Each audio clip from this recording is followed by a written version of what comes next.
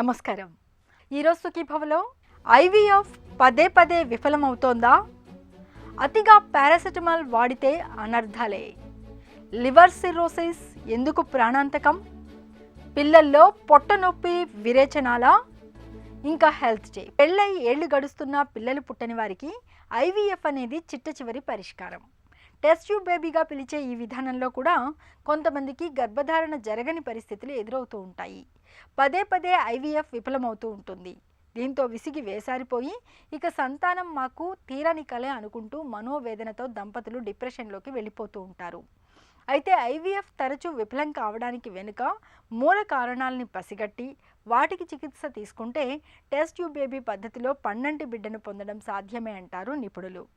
IVF పదే పదే విఫలమవడానికి వెనుక కారణాలు, వాటికి పరిష్కార మార్గాల గురించి ఇప్పుడు తెలుసుకుందాం.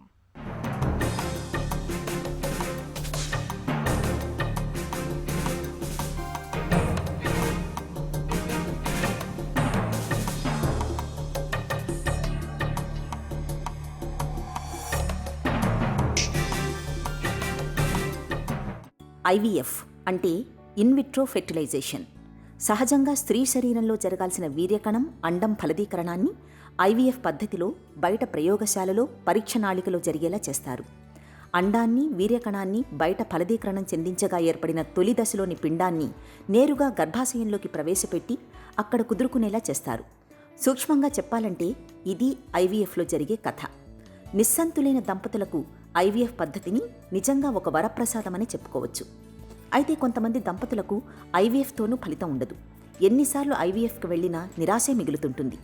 ఇలా పదే పదే ఐవీఎఫ్ విఫలం కావడానికి చాలా కారణాలే ఉంటాయి. ముఖ్యంగా మహిళ వయసు, ఎంబ్రియో నాణ్యత, అండాశయాల స్పందన, గర్భాశయంలో పిండం నాటుకోవడంలో తలెత్తే సమస్యలు, క్రోమోజోముల్లో లోపాలు, దంపతుల జీవనశైలి ఇవన్నీ ఐవీఎఫ్ సక్సెస్పై ప్రభావం చూపేవే అంటారు నిపుణులు. రిపీటెడ్ ఇంప్లాంటేషన్ ఫెయిల్యూర్స్ లేదా రిపీటెడ్ ఐవీఎఫ్ ఫెయిల్యూర్స్ అనేది ఎప్పుడు అంటాము అని అంటే, ప్రీవియస్గా వాళ్ళకి బయట ట్రీట్మెంట్స్ జరిగి మనకి ఒక మోర్ దెన్ 2 ఎంబ్రియోస్ లేదా 3 ఎంబ్రియోస్ రిపీటెడ్గా మనం మంచి ఎంబ్రియోస్ పెడుతున్నాం కానీ గర్భసంచిలో ఎందుకు అతుక్కోవట్లేదు అనేది తెలియదు మనకి, లేదా మనకి అతికిన ప్రెగ్నెన్సీస్ అనేవి మిస్క్యారేజ్ అయిపోతున్నాయి. సో వీళ్ళలో ఏంటంటే ప్రీజెనెటిక్ టెస్టింగ్ ఫర్ అన్యూప్లాయిడీ అనేది ఒకటి అందుబాటులో ఉంది ఓయాసిస్లో.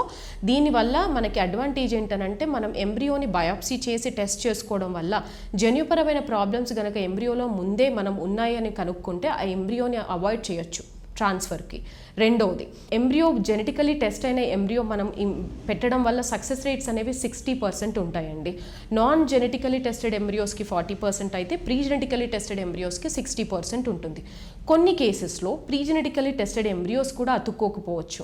దానికి మనకి గర్భసంచిలో ఎండోమెట్రియం అనేది అది ఎంతవరకు యాక్సెప్టెన్స్ ఉంది అనేది మనము చూసుకోవాలి. సో దీనికి ఎండోమెట్రియల్ రిసెప్టివిటీ ఎస్సీ అనేది ఒక టెస్ట్ ఉంటుంది. దీంట్లో మనకి ఎంబ్రియో అనేది ఏ టైంలో కరెక్ట్గా ఇంప్లాంట్ అవుతుంది అనేది మనకి టైమింగ్ టెస్ట్ అంటారు సింపుల్గా.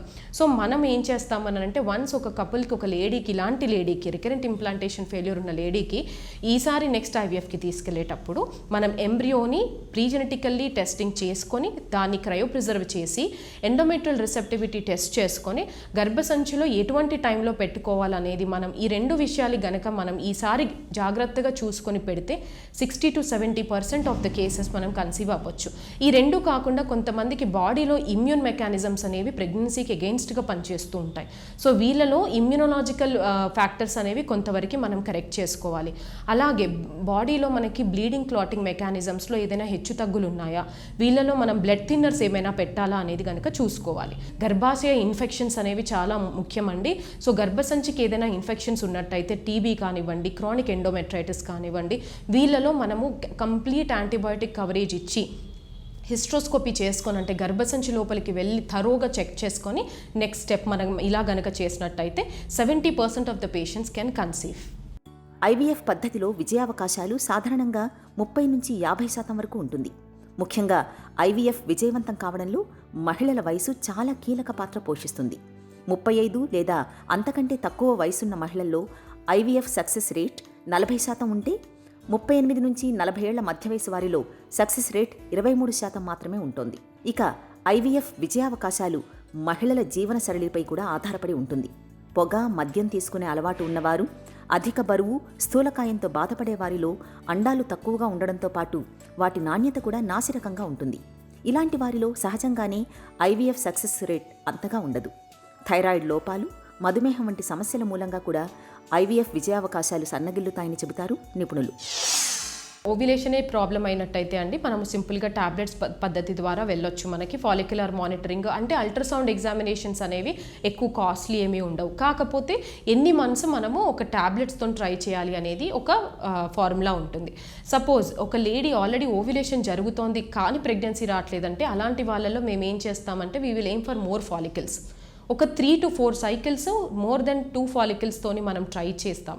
అదే యానోవ్యులేటరీ ఇన్ఫర్టిలిటీలో, పీసీఓడీలో ఏంటంటే వాళ్ళకి ఎప్పుడూ ఓవ్యులేషన్ జరగలేదు, అంటే ఒక్క ఫాలికల్ కూడా రాలేదు. కాబట్టి వీళ్ళలో ఫస్ట్ 3 సైకిల్స్ ఒక్క ఫాలికల్ అయినా వచ్చేలాగా చేసి నెక్స్ట్ 3 సైకిల్స్ ఒక 2-3 ఫాలికల్స్ వచ్చేలాగా చేస్తాం. అలా ఒక రఫ్గా 4 to 6 months ట్రై చేశాక కూడా రాకపోతే next we will move for intrauterine insemination. దీంతో సక్సెస్ రేట్స్ 10 to 20% ఉంటాయి. అంటే ఒక 10 మెంబర్స్లో ఒక 1 or 2 మెంబర్స్కి ప్రెగ్నెన్సీస్ రావచ్చు.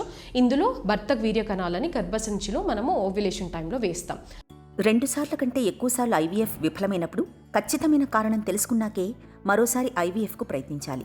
సాధారణంగా ఎండోమెట్రియల్ రెసెప్టివిటీ వంటి సమస్యలు ఏవైనా ఉంటే ఐవీఎఫ్ విఫలమయ్యే అవకాశం ఉంటుంది. కాబట్టి అలాంటి సమస్యలు ఏవైనా ఉన్నాయేమో నిర్ధారించుకోవాలి. మరోసారి ఐవీఎఫ్ విఫలం కాకుండా ఉండేందుకు ఇమ్యూన్ టెస్టింగ్, ఇన్ఫెక్షన్ స్క్రీనింగ్ను తప్పనిసరిగా చేయించుకోవాలి. గర్భాశయంలో సమస్యల్ని తెలుసుకునేందుకు ఒకసారి గైనకాలజిస్ట్ను సంప్రదించాలి. క్రోమోజోముల్లో లోపాల్ని పసిగట్టేందుకు కేరియోటైపింగ్ పరీక్షను చేయించుకోవాలి. భర్తలో వీర్యకణాలకు సంబంధించిన లోపాలను తెలుసుకునేందుకు స్పెర్మ్ అసెస్మెంట్ చేయించాలి. ఇవన్నీ బాగున్నాయని తేలిన తర్వాతే మరోసారి ఐవీఎఫ్కి వెళ్ళాలి. ఇవాళ మన లైఫ్ స్టైల్లో చాలా వరకు కూడా women are working, we are very happy for that. కాకపోతే మనకున్న తక్కువ టైంలో ఇంట్లో పని చేసుకుంటూ పిల్లల్ని చూసుకుంటూ వర్క్కి వెళ్తూ మన బాడీ కేర్ అనేది మనం మర్చిపోతూ ఉన్నాము. అట్లీస్ట్ ఒక 1 hour మీరు డైలీ 1 hour మీకోసం కేటాయించండి. దాన్ని ఒక వాకింగ్ రూపంలో లేదా ఎక్సర్సైజ్ రూపంలో, మెడిటేషన్ రూపంలో మీరు కంట్రోల్ చేసుకుంటూ ఉండాలి. మనం తినే ఫుడ్లో కూడా న్యూట్రియంట్స్ ఇంక్లూడ్ చేయాలి. If in case balance diet తీసుకోలేకపోతున్నామంటే మల్టీవైటమిన్స్ అనేవి, calcium, iron and folic acid, antioxidants అనేవి మన డైట్లో ఒకవేళ మిస్ అవుతూ ఉంటే వాటిని టాబ్లెట్స్ రూపంలో అయినా తీసుకోవాలి. అలాగే వెయిట్ని కంట్రోల్ చేస్తూ మనం సెడెంటరీ లైఫ్ స్టైల్లో ల్యాప్టాప్ మీద కూర్చొని వర్క్ చేస్తున్న సాఫ్ట్వేర్ ఎంప్లాయీస్ అయితే మాత్రము ఒక షార్ట్ ఇంటర్వల్ బ్రేక్స్ తీసుకోవాలి. నడవడము లేదా బ్రేక్ తీసుకొని కొంచెం సేపు ఫ్రెష్ ఎయిర్కి మనము వెళ్ళాలి. హైపోథైరాయిడ్ ఉన్న లేడీస్లో ఏంటంటే టైంకి మీరు థైరాయిడ్ టాబ్లెట్ తీసుకోవడం, ఎర్లీ మార్నింగ్ పరిగడుపున ఈ టాబ్లెట్ అనేది తీసుకోవాలి. ఇలాంటి పేషెంట్స్లో ఏంటంటే ఎవ్రీ 3 monthsకి ఒకసారి థైరాయిడ్ చెక్ చేసుకోవాలి. సో టాబ్లెట్ తీసుకున్నాక వాళ్ళు ఎప్పుడైనా టెస్ట్ చేసుకున్నప్పుడు అది TSH కంట్రోల్లో ఉంది అని మానేస్తూ ఉంటారు. అలా చేయకూడదు. ఎందుకనంటే మనం టాబ్లెట్ తీసుకుంటేనే అది కంట్రోల్లో ఉంది అనేది సింపుల్ లాజిక్. అలాగే ఒకవేళ టాబ్లెట్ మీరు ఒక 12.5 డోస్ మీద ఉన్నట్టయితే అది కనుక కంట్రోల్లో లేకపోతే మాత్రము మీరు మీ ఎండోక్రైనాలజిస్ట్ని సజెస్ట్ చేసి డోస్ పెంచుకోవడం లేదా తగ్గించుకోవడం అనేది చేస్తూ ఉండాలి. ఐవీఎఫ్ ప్రక్రియ విజయవంతం కావడానికి వైద్యులు చేయాల్సినవే కాదు, సదరు మహిళలు కూడా తమ వంతుగా తగిన జాగ్రత్తలు తీసుకోవాలి. ముఖ్యంగా మహిళలు సంపూర్ణ ఆరోగ్యంతో ఉంటేనే ఐవీఎఫ్ విజయవంతం అయ్యే అవకాశాలు ఎక్కువగా ఉంటాయి. అందుకే ఐవీఎఫ్ ప్రక్రియ ప్రారంభించడానికి కొన్ని రోజుల ముందు నుంచే పోషకాహారం తీసుకోవాలి. దీనివల్ల పునరుత్పత్తి అవయవాలు సక్రమంగా పనిచేస్తాయి. నిత్యం మనం తీసుకునే ఆహారంలో vitamin A, vitamin B, vitamin C ఎక్కువగా ఉండేలా చేసుకోవాలి. వైద్యుల సలహా మేరకు ఐరన్, మెగ్నీషియం వంటి ఖనిజాలను ఆహారంలో చేర్చుకోవాలి. BMI 20 నుంచి 23 మధ్యలో ఉండే మహిళలకు ఐవీఎఫ్ సక్సెస్ రేట్ ఎక్కువగా ఉంటుందని నిపుణులు చెబుతున్నారు. అందుకే ఐవీఎఫ్ ప్రక్రియ ప్రారంభించక ముందే వ్యాయామాలు వంటివి చేసేనా ఈ BMIకి చేరుకోవాలి. మద్యపానం, సిగరెట్ తాగే వారిలో సహజంగానే ఐవీఎఫ్ అంతగా విజయవంతం కాదు. ఒకవేళ ఈ అలవాట్లుంటే కనీసం 5 నెలల ముందు నుంచే మానుకోవాలి. ఇలా అన్ని రకాలుగా తగిన జాగ్రత్తలు తీసుకుంటే ఐవీఎఫ్ పద్ధతిలో ఖచ్చితంగా పండంటి బిడ్డను పొత్తిళ్లలోకి తీసుకోవచ్చు. జవజీవాలతో కళకళలాడుతూ ఒక పెద్ద కెమికల్ ఫ్యాక్టరీ లాగా పనిచేయాల్సిన మన కాలేయానికి ఇవాళ హెపటైటిస్ ఇన్ఫెక్షన్లు, కొన్ని రకాల జబ్బులు పెను శాపాలుగా మారుతున్నాయి. పొగ, మద్యం వంటి అలవాట్లు, గాడి తప్పిన తిండి తీరు మూలంగా కూడా కాలేయం ఆరోగ్యం దెబ్బతినిపోతూ ఉంటుంది. కొన్ని సందర్భాల్లో ఇన్ఫెక్షన్లు తీవ్రమై కాలేయం పూర్తిగా నిర్వీర్యం అయిపోతూ ఉంటుంది. లివర్ సిర్రోసిస్ అలాంటిదే. దీని బారిన పడ్డప్పుడు కాలేయంలోని కణజాలం క్రమంగా సిమెంట్ ముద్దలాగా గిడసబారిపోతూ ఉంటుంది. ప్రాణాంతకంగా పరిణమించే లివర్ సిర్రోసిస్ జబ్బు గురించిన పూర్తి వివరాల్ని ఇప్పుడు తెలుసుకుందాం. సిరోసిస్ ఆఫ్ లివర్ అనగా లివరు నార్మల్గా స్పాంజ్ లాగా మెత్తగా ఉండే ఆర్గాన్. 600కి పైగా ఫంక్షన్స్ ఈ లివర్ అనేది మన శరీరంలో చేస్తుంది. అందులో జీర్ణ ప్రక్రియ కానీ, మన ఫ్యాట్ని కానీ, కార్బోహైడ్రేట్స్ని కానీ, మెటబలైజేషను, మన డైజెషన్కి హెల్ప్ చేయటం, ఇలా రకరకాల 600 ఫంక్షన్స్ పైగా లివర్ చేస్తుంది. అండ్ స్ట్రక్చరల్గా చూస్తే లివర్ అనేది చాలా సాఫ్ట్గా ఒక దూది పింజంలాగా ఉంటుంది. ఇలాంటి లివరు రకరకాల కారణాల వల్ల, కొన్ని రకాల కారణాల వల్ల లివర్ కుచించుకుపోవటం, సైజు తగ్గిపోవటం, మెత్తగా ఉండే లివరు రాయిలాగా గట్టిగా అవటం, ఈ ఫంక్షన్స్ ఏదైతే ఉందో నెమ్మదిగా ఆ ఫంక్షనాలిటీ తగ్గిపోవటం, ఈ మూడింటిని కలిపి మనం సిరోసిస్ ఆఫ్ లివర్ అంటాము. ఆల్కహాల్, మద్యపానం అనేది లివర్ సిరోసిస్కి ముఖ్యమైన కారణంగా చెప్పుకోవచ్చు. నెక్స్ట్ మోస్ట్ కామన్ కాజు హెపటైటిస్ బి, హెపటైటిస్ సి అనే వైరసెస్ దీర్ఘకాలికంగా ఉండటం వల్ల, అది సరైన టైంలో ట్రీట్మెంట్ చేసుకోకపోవటం వల్ల ఈ సిరోసిస్ ఆఫ్ లివర్ వచ్చే అవకాశము. మూడోది అతి ముఖ్యమైనది, ఈ మధ్య కాలంలో చాలా ఎక్కువగా మనం చూస్తున్నది కేసెస్ ఏంటి అంటే non alcoholic fatty liver disease. ముఖ్యంగా సిరోసిస్ ఆఫ్ లివరు డిఫరెంట్ స్టేజెస్లో మనం కనుక్కోవటం జరుగుతుంది. ఇనీషియల్ స్టేజెస్లో జనరలైజ్డ్ వీక్నెస్, టైర్డ్నెస్ ఉండి రొటీన్ చెకప్ చేయించుకుంటే అల్ట్రాసౌండ్ స్కాన్ అనే ఒక టెస్ట్ ద్వారా ఈ లివర్ యొక్క కాంటర్ ఎలా ఉంది, లివర్ సైజ్ ఏమన్నా చిన్నగా అయిందా, స్టిఫ్గా అవుతుందా అనేది మనం తెలుసుకోవచ్చు. దానిలోనే స్ప్లీన్ ఎలా ఉంది, పోర్టల్ వీన్, ఈ రక్తనాళము, లివర్ నుంచి వచ్చే రక్తనాళం సైజ్ ఎంత ఉంది, ఇలాంటివి మనం తెలుసుకుని ఇనీషియల్ స్టేజ్లోనే కాంప్లికేషన్స్ ఇంకా డెవలప్ అవ్వకముందే మనం సిరోసిస్ ఆఫ్ లివర్ని కనిపెట్టే అవకాశం ఉంటుంది. ఫైబ్రోసిస్ స్టేజ్లో కూడా మనం, అంటే సిరోసిస్లోకి ఇంకా డెవలప్ అవ్వకముందే లివర్ డ్యామేజ్ని మనం కనుక్కునే అవకాశం ఉంటుంది.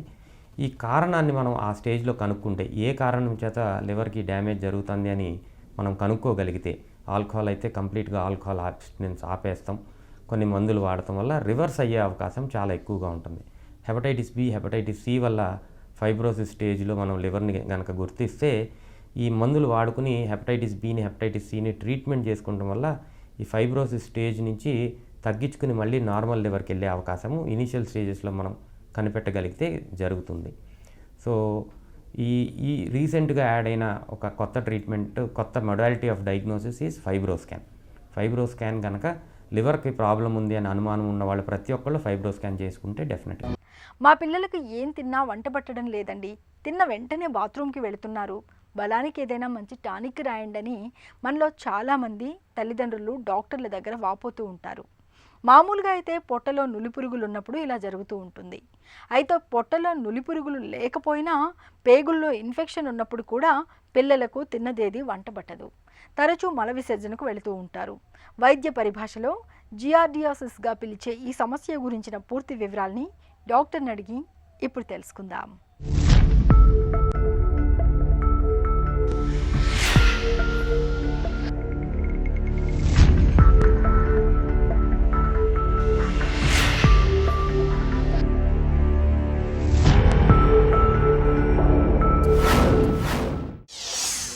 జియార్డియాసిస్ అంటే ఏంటి?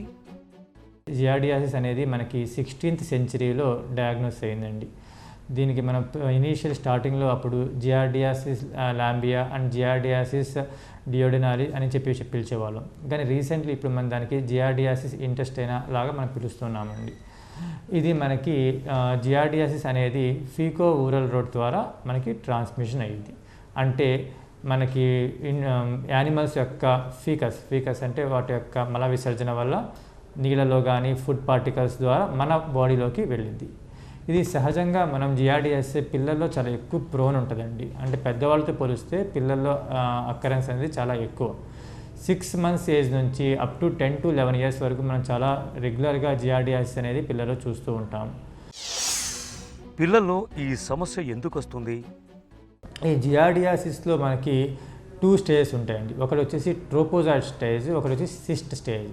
ట్రోపోజాయిడ్ అనేది ఏంటంటే యాక్టివ్ స్టేజ్ అనమాట. అండ్ సిస్ట్ అనేది ఏంటంటే నాన్ యాక్టివ్ స్టేజ్. ట్రోపోజాయిడ్ అనేది మనకి ఇన్ఫెక్షన్ అండ్ సిమ్టమ్స్ కాజ్ చేసే దాన్ని ట్రోపోజాయిడ్ స్టేజ్, యాక్టివ్ స్టేజ్ అంటామండి. ఇది ఎట్లా వచ్చింది, మనకి జియార్డియాసిస్ ఎట్లా ట్రాన్స్ఫర్ అయ్యింది?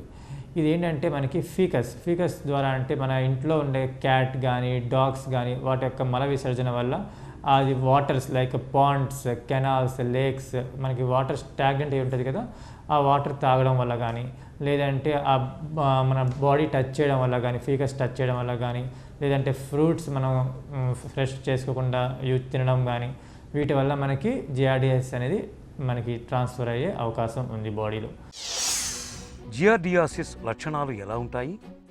దీని యొక్క లక్షణాలు ఎలా ఉంటాయంటే ఎక్సెసివ్ క్రై అంటే మనకి డయేరియా అనేది వెరీ కామన్ సిమ్టమ్. జిఆర్డియాసిస్ వల్ల డయేరియా అనేది చాలా ఎక్కువ ఉంటుంది.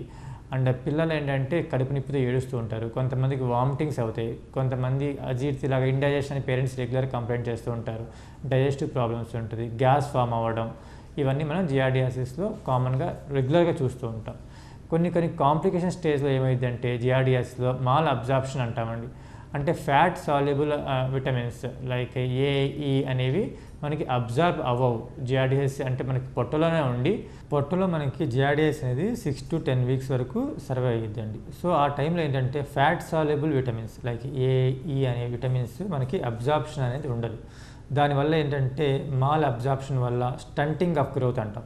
స్టంటింగ్ ఆఫ్ గ్రోత్ అంటే ఎదుగుదల ఉండదు, పిల్లలు వెయిట్ గెయిన్ అవ్వరు, హైట్ పెరగరు. సో ఇదేంటంటే కొంచెం మేజర్ కాంప్లికేషన్. నార్మల్గా డయేరియా అంతవరకు అయితే పర్లేదండి, లైక్ మాల్ అబ్జార్ప్షన్ వచ్చిందంటే మాత్రం మనం ఇమీడియట్గా ట్రీట్మెంట్ చేసుకోవాల్సి ఉంటుంది. అండ్ కొంతమంది పిల్లల్లో బాగా ఎక్సెసివ్ డయేరియా అయ్యి డీహైడ్రేషన్ వెళ్ళే అవకాశాలు ఎక్కువ ఉంటాయండి. పిల్లల్లో జిఆర్డియాసిస్కు చికిత్స ఎలా ఉంటుంది? మనకి మెట్రోనిడజోల్ అనే డ్రగ్ ఉంటుందండి. ఆ మెట్రోనిడజోల్ డ్రగ్ అనేది 7 days మనం యూజ్ చేయాల్సి ఉంటుంది. లేదంటే టినిడజోల్ డ్రగ్ ఉంటుంది, అది ఓన్లీ సింగిల్ డోస్ అండి. దానివల్ల మనం జిఆర్డియాసిస్ని ట్రీట్మెంట్లా చేసుకోవచ్చు. అండ్ మెయిన్ థింగ్ ప్రివెన్షన్ అండి. ఆల్వేస్ మనం ఏంటంటే ట్రీట్మెంట్ కంటే కూడా ప్రివెన్షన్ ఎట్లా మనం అవాయిడ్ చేయొచ్చు అనేది చాలా ఇంపార్టెంట్ అండి. జనరలీ మనం చూస్తూ ఉంటే సర్వే ప్రకారం మున్సిపాలిటీ వాటర్ తాగే వాటర్లో కూడా 85% వాటర్లో మనకి జిఆర్డియాసిస్ అనేది ఉంటూ ఉంది. అలాగని చెప్పేసి ఫిల్టర్ చేసే వాటర్లో కూడా 15% వాటర్లో మనకి జిఆర్డియాసిస్ అనేది కనపడుతూ ఉంటుంది.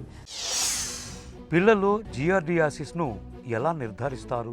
ఆ స్టూల్ ఎగ్జామినేషన్ చేస్తే మనకి మైక్రోస్కోప్లో ఆ జిఆర్డియాసిస్ యొక్క ప్రోటోజోవా పారాసైట్ అనేది మనకి క్లియర్గా కనపడుతుంది. దాన్ని బట్టి మనం జిఆర్డియాసిస్ అని కన్ఫర్మ్ చేయగలం. ఇంకా అధునాత్మక డయాగ్నోసిస్ అంటే మనకి ఎలీషా టెస్ట్ ద్వారా కన్ఫర్మేషన్ 100% అనేది మనం అది జిఆర్డియాసిసా కాదా అనేది మనం క్లియర్ చేసుకోవచ్చు. జిఆర్డియాసిస్ను నివారించవచ్చా? ప్రివెన్షన్ వచ్చేసి అండి మెయిన్ అండి మనకి ఈ జిఆర్డియాసిస్ డెవలప్మెంట్ కంట్రీస్లో కనపడుతున్నాయండి, డెవలపింగ్ కంట్రీస్లో. ఎందుకంటే శానిటైజేషన్ కానీ ఇవి ప్రాపర్గా ఉండవు కాబట్టి మనకి ఎక్కువ ఇండియా, పాకిస్తాన్, బంగ్లాదేశ్, శ్రీలంక ఇలాంటి డెవలపింగ్ కంట్రీస్లోనే చాలా ఎక్కువ చూస్తున్నాం.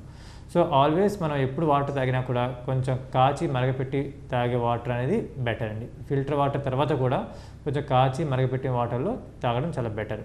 అండ్ ఫ్రూట్స్ కూడా ఏంటంటే మనం వీలైతే ఆల్మోస్ట్ చెక్కు తీసి మొత్తం పైన తీసి తినడం అనేది ఫ్రూట్స్ చాలా ఉత్తమం అండి. అండ్ ఈవెన్ బేబీస్తో మనం డైపర్ చేంజ్ చేసినప్పుడు డైపర్ చేంజ్ చేసి కంప్లీట్ హ్యాండ్ వాష్ చేసిన తర్వాతే బేబీస్ దగ్గరికి వెళ్ళడం కానీ, పిల్లల దగ్గరికి వెళ్ళడం కానీ ఇలా చేయడం వల్ల మనం చాలా వరకు జిఆర్డియాసిస్ని ప్రివెంట్ చేయగలమండి. పేగుల్లో ఇన్ఫెక్షన్ని తెచ్చిపెట్టే జిఆర్డియాసిస్ వంటి సమస్యల్ని దూరంగా ఉంచాలంటే పిల్లలకు వ్యక్తిగత పరిశుభ్రత నేర్పించాలి, తరచూ చేతుల్ని కడుక్కునేలా ప్రోత్సహించాలి, సురక్షితమైన తాగునీటిని మాత్రమే తాగేలా చూడాలి. ఇక ఈరోజు కార్యక్రమాన్ని ముగించే ముందు ఆంధ్ర హాస్పిటల్స్ సమర్పించే ఒక చిన్న చిట్కా మీకోసం. మొటిమలు, బ్లాక్ హెడ్స్ ఎక్కువగా ఉన్నప్పుడు తాజా మెంతి ఆకుల్ని మెత్తగా నూరి ఆ మిశ్రమాన్ని ముఖానికి పట్టించండి. 1/2 గంట తర్వాత చల్లటి నీళ్లతో కడిగేయండి. తరచూ ఇలా చేస్తుంటే ముఖంపై మొటిమల బెడద చాలా వరకు తగ్గిపోతుంది. సుఖీభవ కార్యక్రమానికి సంబంధించిన మీ విలువైన సూచనలు, సలహాలను వెంటనే మాకు రాయండి. మా చిరునామా Sukhibhava, ETV, Ramoji film city, Hyderabad 501512 లేదా sukhibhava@etv.co.in కు ఈమెయిల్ చేయండి.